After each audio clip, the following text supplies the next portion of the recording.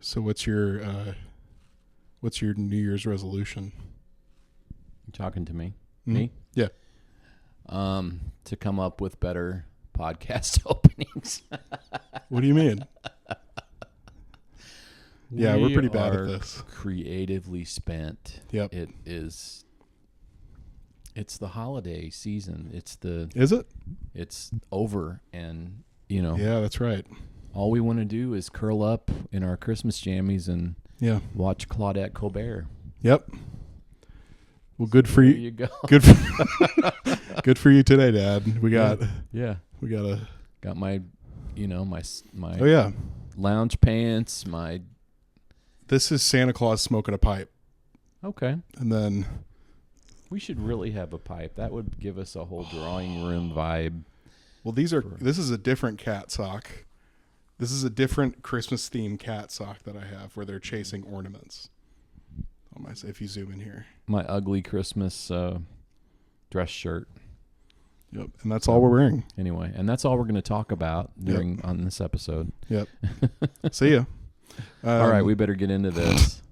Okay, I'm going to start with the quote and be all dramatic. Okay. This is a story of the unconquerable fortress, the American home, 1943. Mm-hmm. Guarded by a bulldog. Yeah, that bulldog was the best part of the whole film. Uh-oh, there goes your hat. That's okay. Yeah, the bulldog, great. It wasn't going to last long anyway. Yeah.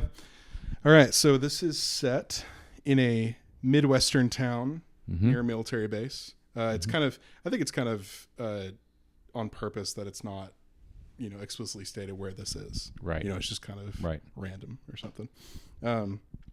Produced by David O. Selznick.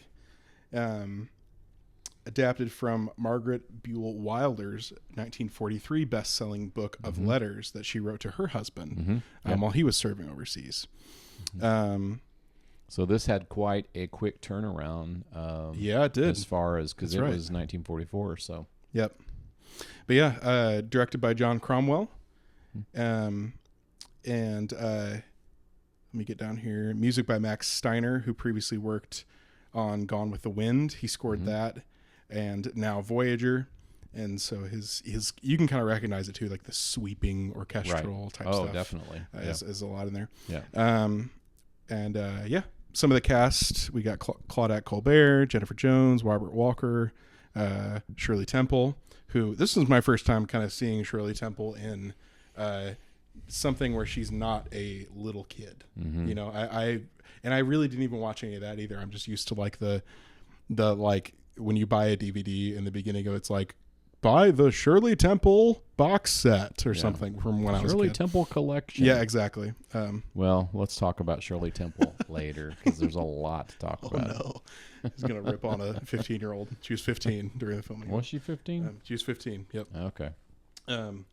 So this was nominated for 9 Academy Awards, which is, I think, the most of any movie we've reviewed. Do you think that's right? Maybe. I mean, that was a lot. Yeah. Maybe like Psycho might have been more. I don't know. Maybe I'd not. have to look it up. Yeah. We need to have a research assistant. We do. Guys, if you want to work, if you want to work for free. Yeah. Oh, really? Okay. We're not going to pay you. Yeah, no. Okay. So we've got Best Picture, Best Actress for Claudette Colbert, Best Supporting Actor in Monty Woolley, Best Supporting Actor in Lionel Barrymore, Best Supporting Actress in Jennifer Jones, Best Cinematography by Stanley Cortez, Best Film Editing, Best Sound Recording, and Best Music by Max Steiner. Wait a minute. Did Lionel Barrymore get a Supporting Actor nomination? I think so. He was only on screen for like 2 seconds. Really? Yeah, which one was he? I just found he was this. the preacher. I agree with you. I mean, if you found it, that's fine. But wow, That might be wrong. Yeah. Let me look it up real quick. That's okay. Do you want to Keep talk about talking? the one Oscar it won, which was It won for Best Original Score. Yes. Max Steiner. Yep. You know, David O. Selznick was known. He was coming off fresh from the movies Rebecca with Joan Fontaine and Gone with the Wind. Yep. His goal with this movie was to bring another epic, but he wanted to honor American families. He wanted it to be patriotic. You were right. Lionel Barrymore, he did not win for Okay, this. I don't know where I got that. Well, he didn't get a nomination, did he? Oh. He might have. I don't know. Oh, hold on. Nope. Okay. No nomination. Nope. Okay. I mean, Lionel Barrymore, don't get me wrong, was a great actor and probably did have Academy Award nominations, but not for this movie, surely. He was just kind of a cameo in this. Yeah, no. Yeah. But I don't know why people the have website been I got that nominated for from. cameos. So Yeah. Anyway, Selznick, Sorry. that's okay. Selznick really wanted to honor American families, especially, you know, what they were going through on the home front. Yes, that's huge in this movie. He spent a lot of money on this film. Lavish sets, this massive cast, star-studded cast. And it should probably be, well, you already know this because you watched it, but a nearly 3-hour screen time, which, wow. For our modern day 21st century attention span, whew. Do you know why it was 3 hours long? And he refused to cut it. He said, war isn't short, so this movie shouldn't be. Okay. And I was like, I thought we were back I thought we were back to our silent film reviews. And people were going, "Oh no. Is this intolerance? What's going on here? Right. What am I watching here?" No. Intolerance. No, we should not make you think that we did not like the movie. No, this is a great movie. Yeah. One of our top ones. My favorite is still A Tree That Grows in Brooklyn. Yeah. But this is one of the top for me that we've reviewed. Yeah. Yeah. What was do you have any more background stuff? No. Yeah. I don't. I mean, I have a few. Do you have some fun facts too? I don't think I do. Claudette Colbert was a stage actress. I love Claudette Colbert. She's just such a poised, just confident. She just sashays through every. I don't even know how to sashay, but anyway, I'm not going to try. I forgot she was acting. It was great. She's just solid, and she just moves through all of her parts, just like. Just effortlessly. Yeah. But she was on the Broadway stage at the same time she was filming this movie, and she just moved back and forth effortlessly, balancing both stage and film. And the crew has several people on the crew, several of the actors that worked with her during the time they were shooting this film talked about how professional she was. Yeah. She's just an impressive actress. And she was a professional colleague, according to many of the people that work with her. Selznick had studied a lot of wartime letters that moved him quite a bit. And the train station farewell scene, which, is probably one of the most memorable from the movie. Oh, yeah. It was inspired by true letters that Selznick had read that he collected from real families. And this is probably the biggest heart-wrenching thing. Jennifer Jones, who played the oldest daughter, and Robert Walker, who was her love interest. Did you know about this? Yes. Robert Walker, who was her love interest. They were the young couple, that she was saying goodbye in the train station. They were actually a couple in real life, but at the time this movie was filmed, they were estranged. And so going through a divorce. They were going through. I didn't know they were married.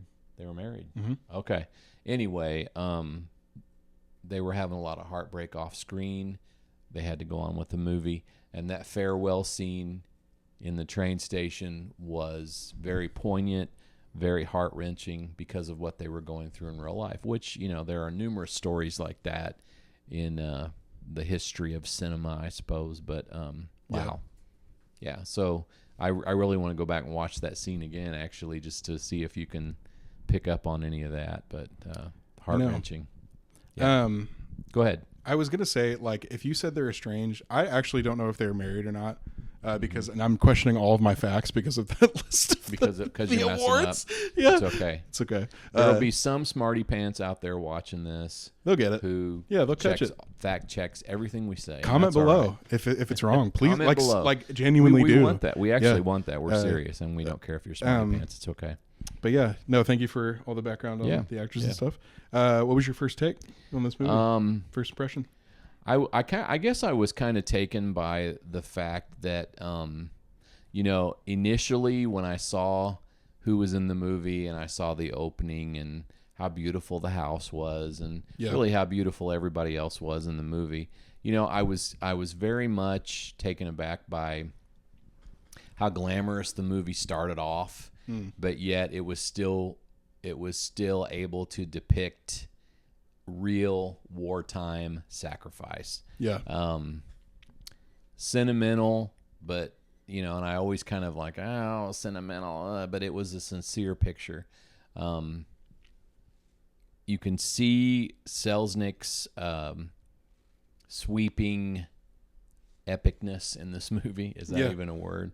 No, but we'll go with it. But the fact that it's, you know, still his style of sweeping picture, it remains also an intimate picture, like of relationships, and you know, it was just well done. Yeah. I loved it. Like I said, this was my first time like seeing Shirley Temple. So like as like not a little kid. So that was like kind of jarring for a minute. I was like, whoa. But it was really, really cozy. It didn't have the same kind of coming of age, idea behind it that I think that, and I don't think it was trying to necessarily. But it did kind of feel like hand in hand. It kind of felt like a good movie about real people going through struggles, and also like a bit of like war propaganda. Yeah. A little bit. Yeah. Like you kind of feel this weird like tension there. And it was again, Selznick had his signature grandeur in this movie, but it also felt, you know, you had these people who were going about everyday ordinary business. Yeah. And it really was depicting what people were going through on the home front during wartime. Totally. And so I applaud him for keeping it grounded, even though it was still kind of a grand epic type drama. Yeah, absolutely. Yep. But yeah, speaking of that, let's get into some of the themes, some of the story, stuff like that. You know, the whole time you're going through this movie, you kind of have this idea from the first quote all the way through of the American home during that time. Yeah. And it says it was a fortress, but it was also this kind of, there's this idea around that time where people were starved for connection in a sense. Definitely. Because there was so much loss and grief happening. And I think you see that with the amount of people they invite into their home, with the kind of weird relationship that Tony and Anna have somewhat, where it's like, this is your best friend's wife. It's kind of strange. Kind of an odd. I would agree with that. And even his the Tony and Jane storyline was very strange to me. I was like, this is your best friend's daughter. You're like kind of like, hey, different day and age for sure. Yeah. But it's not as creepy back then probably as it kind of is to us today. Yeah. My modern sensibilities couldn't get over it. Yeah. So that was. I would agree. Yeah. Still great performances. Oh, totally. You do have. So I said like it's not a coming of age movie in its own, but the coming of age aspects with Jane and Bill were super heartwarming. Yeah. Very believable. That's where the movie really convinced me, I think. Is their scenes together, and even learning. I didn't even know the background until I researched afterwards. Yeah. And I'm like that's why they were so convincing, is because they were like falling apart during this, and they were almost like living through it, kind of like James Dunn's performance in A Tree Grows in Brooklyn. Right. You have like the quiet strength of a mother in World War II, a wife-mother combo. She was definitely a warrior. It was totally, I mean, it resembles Dorothy McGuire's performance. Yeah. In different ways, for sure. Like the resiliency is for different reasons. She at least in the character Anne has that connection to her husband where she loves him, and that's kind of, and she loves her family, and she has that stability that she holds on to, and she kind of almost uses that to reach out to and give it to the other people in her life. Even though you can kind of see in scenes by herself where she is falling, she cracks a little bit. She cracks for sure. But yeah, sure. you kind of have the Selznick kind of turns the Hiltons into this like model. This is what American families were going doing through right now during wartime. Yep. Yep. And yeah. So I think one of the things I want to talk about is the idea of balancing comfort and loss. And yeah. do you think that families in World War II, you know, I'm sure they struggle to find a balance between it. How do you see the characters in this film finding a balance between, you know, acknowledging the loss, but then also seeking comfort from, you know, that whole, I guess. Yeah. Well, I think there was a great emphasis on patriotism back then. And I think people had embraced the fact that, you know, I don't know if they ever, when the world was chaotic there, I don't know that people, I'm sure there were people who thought we're going to get into World War II. This is just going to happen. But I think that people during wartime must have, because I don't know, they must have resigned themselves to the fact that, you know, you're going to go off to war. I might not see you again. There had to be a degree of the stages of grief there. You know, I think that their faith had to be super strong. They had to come together. They had to have unity in order to support each other. What did you ask me? Keep going on. How does this film? I just, you can keep going. I was just gonna, like, the idea of comfort and loss hand in hand, and how this film portrays that. I just think that there was a whole different mindset when war started and people were going off, and you had to have evenings of turmoil and sleepless nights where you're thinking, my husband might go off to war, my son, you know, whatever, and they might not come back. It's just something we don't necessarily get. They had to have almost a supernatural optimism, I guess is what I'm saying. Totally. You know, the film reflects the anxieties. You see how Anne gets word of something going on, and she gets that stiff upper lip and turns, and she's cheery with her daughters. And the oldest, I remember the oldest daughter came in one scene and put her hands on her mother's shoulders and looked her square in the face, you know, because they knew what was going on. Right. But they also knew how brave their mom was. The movie is kind of a time capsule because we really don't get what it meant to go through. I know there are some families today who their fathers or their mothers get deployed and they know exactly what it's like. Sure. But most of us don't. Yeah. So to that point, do you feel like this story was an honest portrayal of what it felt like for families during World War II? And, you know, are there any points where it maybe doesn't feel like that? Or, what do you think? I don't know. I mean, you know, the house is beautiful. They're definitely kind of upper crust. Yeah. Socially, you know, they have, I don't know. I would imagine there were a lot more middle class people who were having a hard time getting along, who lived in little homes, and, you know, I don't know. We're still kind of coming off the Depression, you know, by then. Yeah. I mean, somebody said once, a good war brought us out.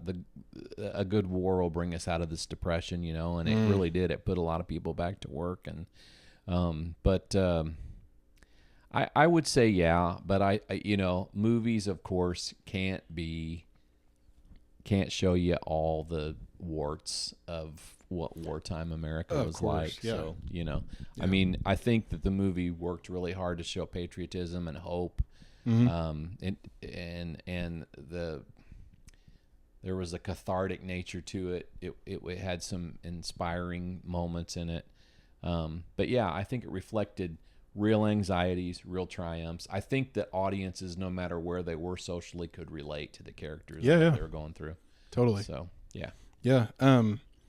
I kind of want to dive into some of the relationships in this, because this movie is, because connection is such a main theme, and it was so important. It's really how people fought back Yeah. against their family members leaving. Yeah. It was connecting with their neighbor, maybe in ways that they never had before. And you see that with the rumors they take in. I'd never heard that word for like roommates or something before. I thought it was funny. They have rumors. They have a I know. rumor. Yeah. I want to first talk about Tony and Anne's relationship, because it's borderline not good. You know what I mean? Like it's borderline like adultery or Weirdo. something. Like it's Yeah. they almost in a sense feel like they're using each other, but that they both understand that and that they're okay with it. Maybe in you're a thinking sense. it's like emotional adultery, maybe. I think. Yeah. I think on Tony's end, absolutely. I think he was. I know some of you out there going, come on, but yeah, it was a different it's time, true. you know. Yeah. It really happened. Yeah. What was I gonna say? Their weird relationship. Yeah, they just but it almost felt like, okay, he had kind of, you get the idea he's been this like playboy bachelor his whole life. Yeah. And then, she is now missing her husband, who he's not spoken negatively about at all in the entire film. So you get this idea that he's this rock of the family, and she's missing that. And so Tony comes to move in, and she's like, okay, well, now I kind of have this man to lean on. And then he's like, well, now I have this like feminine presence in my life that I've always needed, this steady feminine presence. And they kind of use each other for, but it almost seems like they know they are. I don't know. What did you think about that? I don't know. I'm thinking about a lot of relationships in movies in this day and age, not now, but then, are kind of flippant. Like you see some relationships in movies where the girl has a boyfriend or a beau, whatever they want to call it. Yeah. And then she ends up running off and marrying somebody else. It's just and then the other guy's like, hey, no hard feelings, man, or whatever, or chum or whatever. I don't know. There's just a lot of that. And so you kind of get the idea that Tony and Anne probably flirted with one another. Maybe he took her out on a couple of dates. Yeah. Some women who had boyfriends off in the service still dated while they were gone, even though they were, attached to him, whatever. Sure. I don't know.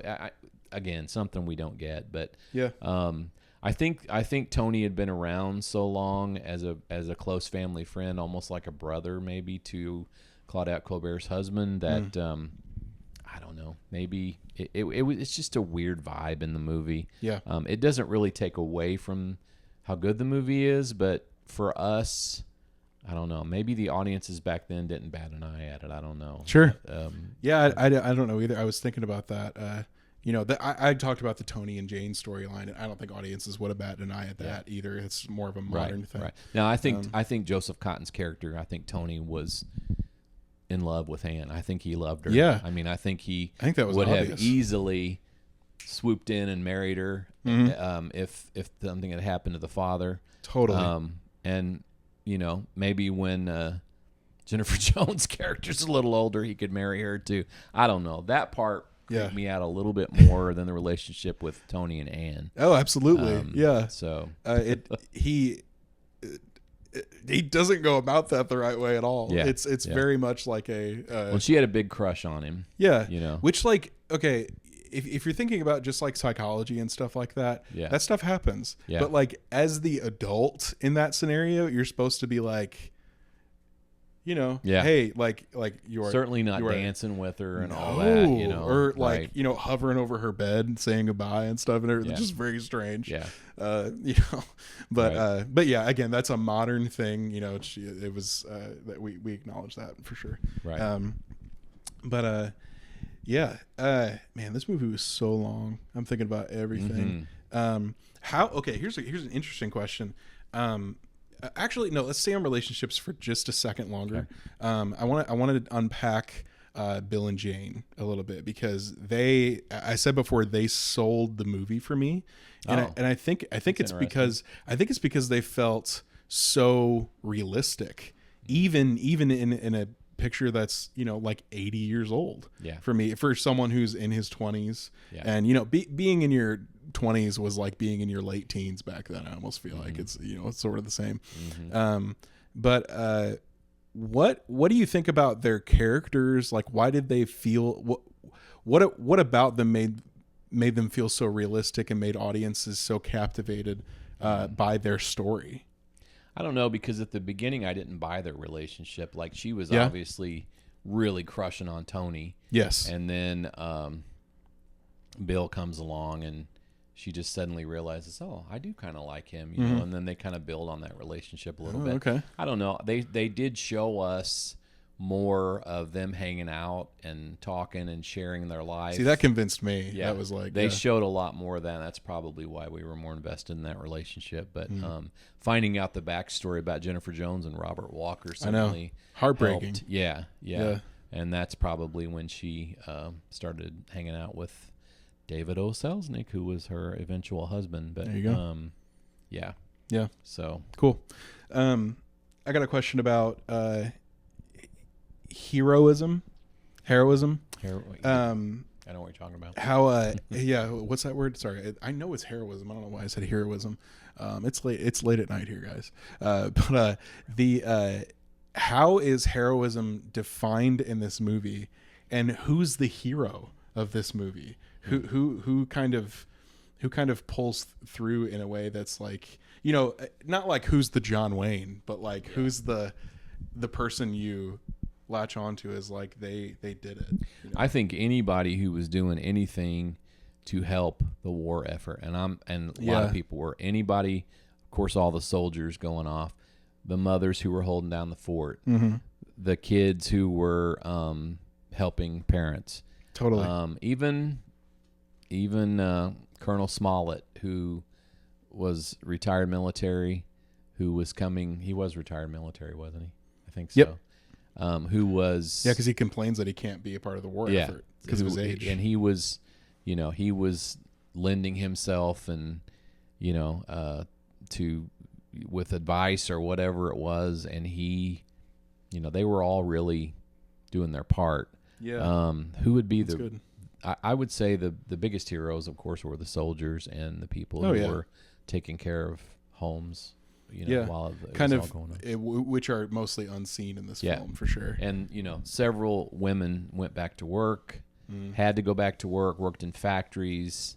They were the heroes of the war, really. Why do you think Anne went into welding toward the end? And what do you think the film's trying to say about that? You know, that she kind of goes back to work and such. I think probably it would, you know, of course they talk about having financial issues. You know, of course. At the beginning, and but like that specifically, I guess, because I forgot what she had done beforehand. I think she was just a wife and mother. She's probably a homemaker. Which is a big deal. But, of course. You know, she had not worked outside of the home. Is what we're saying. Yeah. You know, I just think she probably thought, this is going to keep my mind off things. I'm going to feel like I'm doing something. Maybe me working in a factory is going to somehow help my husband come back. I don't know. I mean, I'm sure a lot of women chose to do that. Rosie the Riveters is what they totally. Well, them. It was representative of what women did during that time, as they picked up the slack that their husbands left for, you know, leaving. Like it was, they really stood up. So, cool. Well, I'm going to ask you before we transition to some of the acting performances. If you had directed this movie, if you could do something with the story, what would you have done? I probably would have tried to figure out ways to tighten up some of the scenes. There were some of the scenes that were, you cannot not see that they were a little bit draggy. I thought the emotional pace of the movie was good, so I would not have wanted to detract from that. Yeah. But, you know, some of the scenes could have probably been tightened up a little bit. Totally. When he says, the director was like, war's not short, so this movie's not going to be short. And I was like, okay, what? Like, I don't know. I think you could have I think there's a case to be made that you totally could have tightened up this movie and still had the like time for emotional build-ups and things like that. Yeah. That would have been my biggest change too, is the length. But yeah, cool. Do you want to get into some of the performances, the actors and such? Yeah, I mean, I always think Claudette Colbert she's one of my top favorite actresses. Very controlled. Yeah. She's really, I guess the word I'm looking for on screen, she's luminous. She just floats around, you know, doing her. She's deliberate, but yet it just all seems effortless. Jennifer Jones had that whole innocence, and then the way she was heartbroken, she did that really well. Yeah. Robert Walker was great.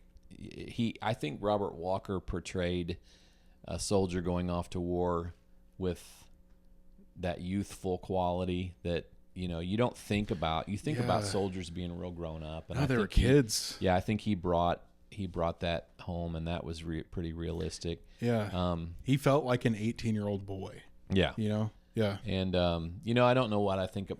I like Joseph Cotton as an actor. I don't know. Is he on here somewhere? Yeah. No, he's not. Is he? He is here. Oh, there we go. Yeah. You know, he provided emotional stability for the family, but there's that whole creepy factor we talked about. Love Hattie McDaniel. Which is not his fault. He didn't write it. Right. So. I love Hattie McDaniel. Always have. She's we got to talk about her. Fantastic. She's always so warm. Yeah. You know, wisecracking, witty. Well, she's got and I wanted to talk about I talked about this in Beyond Tomorrow about the Irishness being like a model minority. Yeah. And while African Americans didn't get the same ease with assimilation, no, not at all. They still don't. Yeah. But it's kind of shown again here. It's the model minority. It's like, we don't want to hear from you. We just want your presence. Yeah. It's like we want limited. But she goes, okay, this is the role I have. This is all you're going to give me. I'm going to kill it. And she does. And she's does. Absolutely. Yeah, you know, and her role's dated by the 1940s conventions and all that. But, yeah, totally. You know, I love her. I mean, I think she's fantastic. She won an Oscar for Gone with the Wind. Gone with the Wind. Yeah. First African American to do so. Yeah. Okay, I've saved Shirley Temple till last. Okay. Shirley Temple, bless her little heart, hugely successful as a child actress. But this part, I mean, she's transitioning to some adult roles. She's still charming, but if you've watched a lot of her stuff as a child actress, she just kind of has a certain cadence and rhythm to her delivery when she acts, and it's just it doesn't work for me. Sorry. She's still charming. Her character's believable enough that it works. Yeah. I don't know. She just has this whole, mother.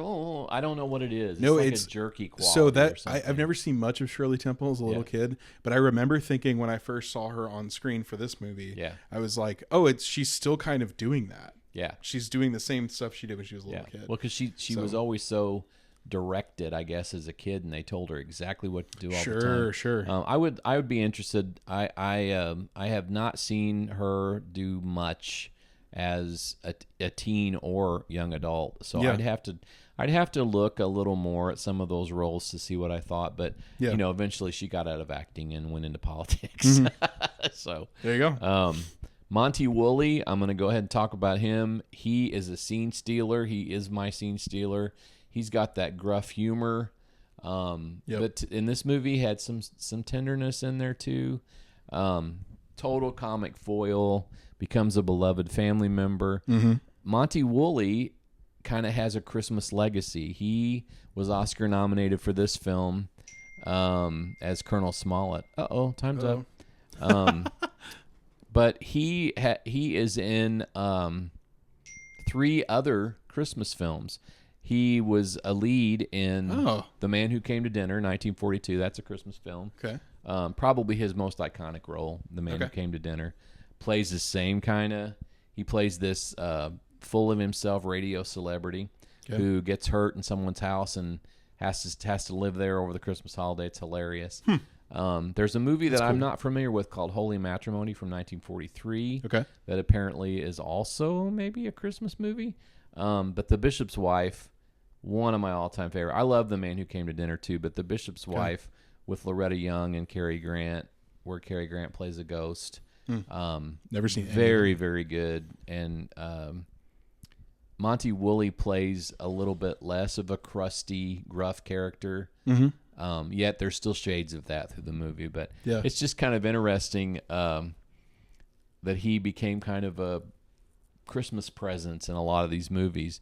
Grumpy old man who, always has maybe a hardened heart in some ways. And it thaws a little bit. But Monty Woolley definitely has a Christmas movie legacy, I guess. That's so cool. Say. Yeah. I didn't know that. Yeah. Cool. So there you go. What was your scene stealer? Who kind of stood out to you? Well, you're gonna laugh, and I don't even know what her name is. But what about that little weirdo girl that was? I don't know who that is. I should have looked it up. We use the word weirdo too much, but like who's that little freak who kept popping out? No, I'm kidding. I don't even. Was her name Gladys? I don't remember. And how do you say Shirley Temple? Were they calling her Brig? Yeah, her name's Bridget, but they were calling her Brig. Brig. Yeah. Mm-hmm. Brig's friend Gladys. Yeah. Was afraid of everybody, and she would like walk in the door and go. Pss, pss, pss, pss, pss. Yeah. What was the point of that? And the mother would say, "Why is she hissing at us? Isn't she ever going to come in and say hello?" And blah blah blah. It was funny. Yeah. I mean, it was real funny, but I kept thinking, why is she here? I didn't know. I did too. And she never. I didn't write anything down about her because I was like, I don't know how this connects to anything. It was never really explained, other than the fact that it was a way for Shirley Temple's character to leave for a while or something. Yeah, or like have like some kind of outside connection to somebody else. Yeah. Yeah, it was hilarious.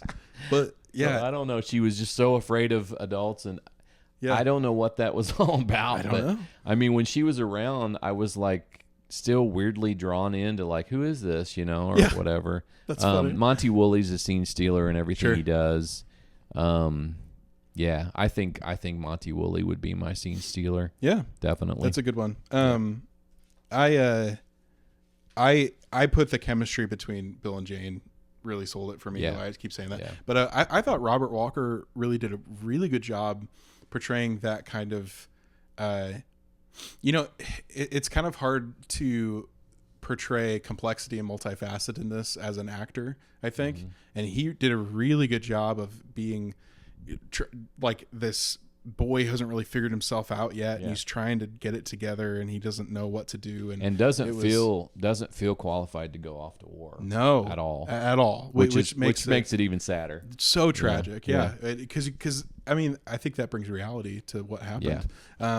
But so many of them, I'm sure, were like, "What am I doing? I don't want to do this." Exactly. Yeah. So, but yeah, he stole it from me. He was so good in that role. Yeah, I agree. I think. Yeah. But let me get over here. I have some questions I wanted to ask. That's the story ones. Sorry, super professional over here. Doing a fine job. We could talk more about Claudette Colbert. She always had this air of like normalcy and consistency, and I used the phrase quiet resilience. Yeah, and I would say. So how, as an actor, do you portray that? So the same thing with like Dorothy McGuire, right? It's you when you portray quiet resilience, you're not saying anything. You're not really doing much. How do you communicate that to an audience without saying or doing much? Well, I mean, I appreciate you asking me about acting stuff, but I'm not at all as talented as a professional as some of these people who've had tons of acting classes and have really worked on their craft because it's their career. I would imagine if I had to tell you how they do it, I would say she just does the same thing I talked about before when you asked. She internalizes. Yeah. Some actors are able to internalize those feelings and hold on to them, and it radiates out of them. So Okay. their faces, and their posture, all of it is evidence of what they're feeling, what they're going through. Yeah. You have to really own it. You have to make their story a part of you in order to get it across to people, I think. Yeah. Yeah. So, and she's a fine actress, really. Yeah. What this is to go along with just the performances and stuff. Which performances, and I think this always happens with an older movie like this, something that's 80 years old by this point. What performances feel timeless, and then with their acting style, with all that stuff, and then which performances do you think are limited by their era, by their acting choices and things like that? You know who we haven't even talked about is Agnes Moorehead. Let's come come back to her in just a minute. Yeah, sure. Poor Agnes. I didn't want to forget you, Agnes. Limited. Shirley Temple is limited. Sure. Yep. She is melodramatic. Yeah. Not her fault. Yeah. It's just beyond her skill set to play these I characters. even kind of think I feel bad saying this, but even Jane a little bit maybe feels limited. A little bit. Some of her, like the way she portrays her emotions and things like that. It felt really believable for that time, but she I think comes off a little stiff. Yes. Yeah, totally. Yeah. Yeah, I get it. Yeah. I agree with that. Yeah. I don't know. I can't get past Joseph Cotton and his creepy character. I can't appreciate it for what it was supposed to be. Exactly.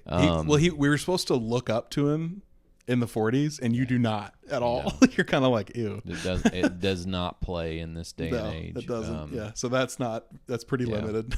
Right. No, but I mean, I think they were all directed well. I think that, it's just like a play or whatever. I mean, you're going to have strong actors, and you're going to have people that you really have to direct almost every little move. Yeah. And you're not always going to get what you want out of your actors. Mm-hmm. So, sure. Yeah.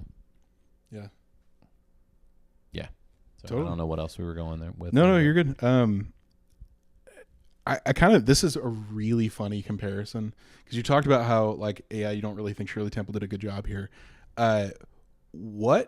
So it's the same thing with John Wayne, right? When you watch a movie with John Wayne, you're like, he's already brought something to the character before you even watch the movie. Right. And with audiences going to see Shirley Temple, do you think they were expecting some kind of did she try it? And I feel like she didn't really do much outside of what she was already doing, but do you think they were expecting that? What do you think audiences were? I hope that audiences weren't expecting her to have the same quality she had as a little girl. Oh, of course. I mean, they, I'm sure they still loved her, and they were wanting to cheer her on, and they want her to make it. But, know, it's hard when you're such a big child star. Yeah. It's hard to make that transition. Totally. I mean, very few do it. I mean, Jason Bateman, I think, has made a pretty good transition to adult. He's a great actor. Was he a child actor? Yeah, but see, he wasn't really well known. Sure. And that's why. Yeah. He played a lot of supporting roles as a child. Okay. But he's always worked. Yeah. And I just think he's really fit into the adult actor he's role awesome. A lot better. Yeah. But I'm sure there are a few more I just can't think of off the top of my head. But it's just hard for poor little Shirley. Yeah, that's true. If you could pick one role in this movie that you would want to play as an actor, what Can you would guess? The Smollett guy? Absolutely. Smollett guy. Just because I'm kind of past my romantic lead years, but it's always fun to just be mad and shout at people. Yeah. Oh, or something. Yeah. Is that why you play so many villains? What'd you say? Is that why you play villains all the time? I like to play villains. I like to play villains. That's funny. It's such a poignant moment, very cathartic when they're so grief-stricken because the dad's been missing in action. And then she gets a phone call on Christmas Eve that he's alive. Mm-hmm. If they had brought the dad back at the end, I would have. It'd been kind of fun to play the dad. Yeah. just to walk in and be like, you not even maybe have like one line so that they'd have to pay you for it. Yeah. But honey, I'm home. Fun. Yeah, exactly. Yeah, that'd be great. I made it home, honey, or whatever. I don't know. That's about the only part I could play. I'm too old to play Tony, and I wouldn't want to play him anyway. Yeah. But yeah, Colonel Smollett, was it Colonel? Yeah. He would have been fun to play, I think. Totally. Just he's sort of got that British, although he wasn't British, he's got that whole transatlantic accent and I'm smarter than you, that kind of thing, which is like East Coast British essentially. Right. Yeah. Cool. Okay, this is my last actor question. Okay. Like about like your acting specifically, but so we talked about Jennifer Jones and Robert Walker. We're going through breakup, divorce. Comment down below if I have it wrong on divorce, because I might. I don't know. But if you're and so people say like, oh, that's why their scenes were so good, because they were breaking up and there's all this turmoil and things. If you're talking to someone who is still trying to be an actor and you're like giving them advice and talking about good acting, right? Do you think good acting is more letting your experiences inform your choices, or hitting the goals, really nailing the character in spite of your limited experiences? I think it depends on your own individual talent and who you are. What I if can never pick? You're doing it again. Come on. No, I'm kidding. I think some actors can act and convince us no matter what they're going through. Yeah. And then I think that some are just like James Dunn in Brooklyn. Yes. He was an alcoholic who his best days had passed him. He got this fantastic gift of this part that won him an Oscar. He was super in it. He was able to take his own life and apply it to that character. Yeah. But I just think it depends on the actor. I think some of them are so good at it they can act through whatever they're doing. Cool. And then some will have to work and work and work in order to convince us. Yeah. I don't know. No, that's a good answer. I like that. Okay. Cool. Well, do you have any more on acting and performances? I was going to turn into closing questions. And no, I do not. Maybe talk about our next films. Oh, yeah. Do we even know what we're doing next? Yeah, I think so. Okay. Yeah. Didn't you tell me? Yeah, but do you know? Yeah, I know. Write it down. I could just Sorry, say, folks. I'll be like, our next film is. Yeah, you would think after this is episode 12 that we'd be, a little more with it. So, yeah. New Year's resolution. Yeah. So. This is episode 13. Is it? 4 in October, 5 in November, 9. Oh, yeah, I keep forgetting that we did 5. This is 13. Yep. Lucky 13. I know. A Christmas film. Yeah. Cool. With Shirley Temple. Lucky 13. Cool. Yeah, did you have anything else before we go into the closing stuff? Nope. All right. Casting swap. Who'd you put in this movie somewhere? Swap. Or maybe multiple people. I don't know. From all time. You know who I'd like to see play Monty Woolley's character? Yeah. Tom Hanks. You're right. Crazy? No. You're totally right. That makes sense. That's a really good pick. Yeah, actually. Well, and I've seen Tom Hanks like he was in A Man Called Otto, where he's gruff. That's a great movie. Yeah. He's gruff in something else. I was just gonna say maybe like a couple other films where he plays an old guy, like Sully or like the Captain one. He's just so versatile. He could do it. Yeah. But it'd just be interesting to see him. Yeah. Doing channeling that. Yeah. I couldn't think of anything, and I think I have a bad pick, but I picked like a young Paul Rudd for Robert Walker to play Bill. Oh man, yeah. Because he kind of like has this like, yeah, but I don't know. I'm not like super well versed on Paul Rudd. I was like, who's someone that can kind of present this like quirky, like not super figured out yet, And I was I get like, what you're saying. You do like a younger Paul Rudd, maybe. Yeah. Yeah, but I think that would work because I think he's really good. But yeah. Talked about our scene stealers. Yeah, I couldn't find any. Oh no! Wait, was this the? No, on stage or on screen. Mm-hmm. I think this is. I have my Brooklyn notes in here. That's bad. Uh-oh. Let me click on this and see where it takes me. Always click on links that you don't know what they're going to take you. Right. No, that's Tree Grows in Brooklyn. Yeah, I don't think I was able to find anything for on stage or on screen for this. I don't know if it was adapted. I don't know. I didn't see anything, and I don't see how they would. I mean, I guess you could. There's just a lot of set changes. A lot of sets. Yeah. You need to have I don't like a know how rotating. you do. Well, there would be things that you couldn't do in a play. Like you can't. You're not going to be able to do the hay wagon thing and all that. That was stuff. kind of funny. That's a funny moment. Yeah. Cool. So yeah, it was just. And I was afraid she was going to be dismembered or that's something. That's like, where I was like, because she is going to get hurt. I don't know anything about farming equipment, so I was like, well, I that was she an was gonna, old wagon that was just kind of a So anyway, it was going to get chopped up or something. Which would have been an insane direction to take for the story. Yeah, that would have been like hey, by the way, she dies. Halloween this way. story. Yeah, she died before he went off to war. That would be crazy. Okay, double feature.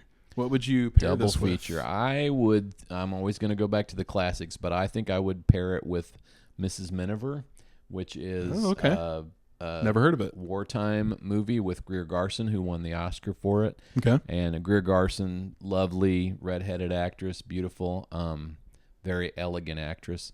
She is another wartime mother holding it down at the home front, or holding the home front down. Yeah. Holding the fort down on the home front. What am I trying to say? Sheesh, I can't even. Christmas destroyed us. We're all over the place. It's been a while since I looked into that movie. I think she is in England. I don't know. I don't know. She's. I think. I don't know. I'm probably wrong. That would be different from an English perspective too. Which because they bomb the heck out of them over there. Yeah. I believe I'm right, but that's a movie we need to look at one of these days. I'd never seen it before. For our 200th episode, we'll do Mrs. Miniver. I'm going to hold you to it. I'm going to come back at 200. Okay. So I picked. This is weird, but say it with me. I picked Saving Private Ryan because you're like, what? Yeah. Okay. Because it's just the other side of it. It's you just like it's almost like if you imagine the same movie, this is essentially you could interweave Saving Private Ryan scenes with this movie. That's a dumb idea. I know you're hopeful, but everyone's dying. Everyone's dying. Like, what do you Normandy? No, but it's just like that movie. I remember was people, when it came out, people were like, "This is the most realistic depiction of World War II, war violence that we've ever seen ever." And I'm like, okay, well that's good if you want to, and maybe that's a bad pairing. This might be my worst pairing yet, but if you do, I was like, oh, it's like the other side of it. If you're seeing what things are like at home, here's what things are like out there. There'll be some Wes Anderson fan out there that will agree with you. You have a beef with not Wes Anderson, but his fans. I don't have a beef with his fans. I have a beef with people who are his fans who go, "Why don't you get Wes Anderson?" Well, it's just people who don't have any questions, people who understand everything immediately. Yeah, and just want to dog you for everything you're doing. That's ridiculous. So anyway, do not comment if you're one of those people. But yeah, yeah. All right. Final takeaway: war is bad. Yeah, I think that David O. Selznick achieved what he set out to do. He wanted to make a tribute to Strength of Families, although it was way too long. I think he especially wanted to salute the women who were holding the home front down. Did I say it again the right way? Yeah, you got it. And really, he wanted to bring to light the unseen battles of World War II, like women who were trying to manage the household income, who were going back to work, all of that. That's really what he wanted to achieve, and I think he did. Definitely needs to be on your bucket list of movies. Absolutely. Christmas movies especially. I wouldn't say it's, even a top 50, but it's a good movie that needs to be something that you watch, especially at Christmas time. Totally. Yeah. Yeah.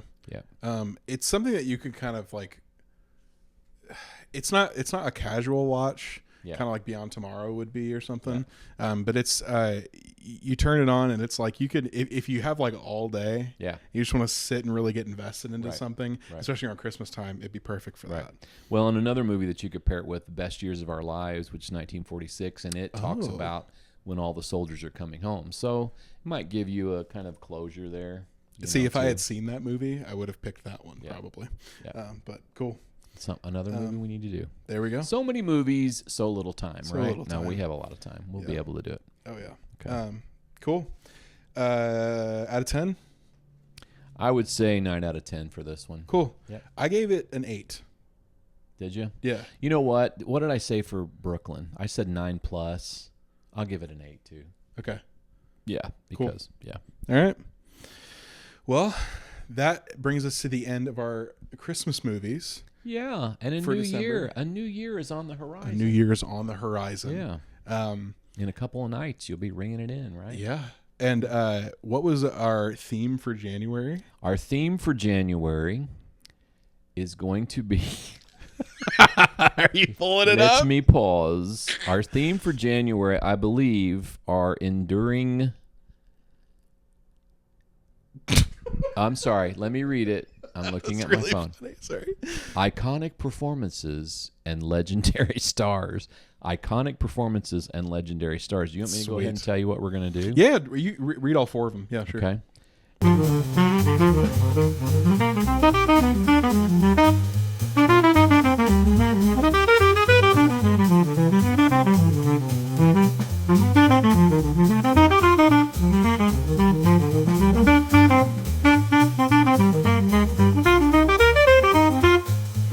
David O. Selznick's Gone with the Wind.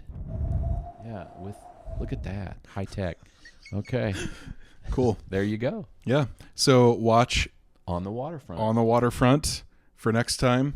Thank you guys. We hope you had a Merry Christmas and you have a Happy New Year. Yeah. Or Thanks Happy for Holidays sticking- for yeah. whatever you celebrate. Thanks for sticking with us. But yeah, absolutely. Thank you. Made it through Halloween, Thanksgiving, and Christmas. I know. If you survive the holidays with us, you gotta like and subscribe down here. Yeah, you can surely stick with You us. can surely stick with us. Yeah. Comment below.